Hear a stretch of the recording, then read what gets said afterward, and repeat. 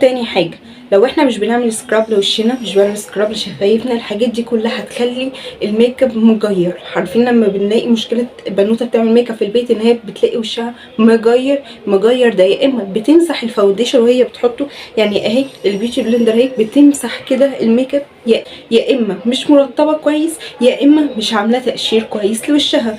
معنى كده ان احنا نبقوا بنقشر وشنا بسكرابات، ولكن ما نعملش تنظيف بشره عميق قبل اي مناسبه عندنا، عشان ده هيسيح الميك اب قوي.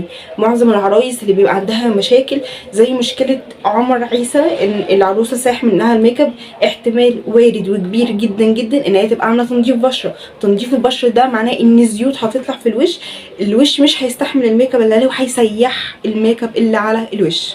الشفايف، لما نيجي نرطب الشفايف كده بتخلي الروج معانا كاننا بنقول للروج اثبت النهارده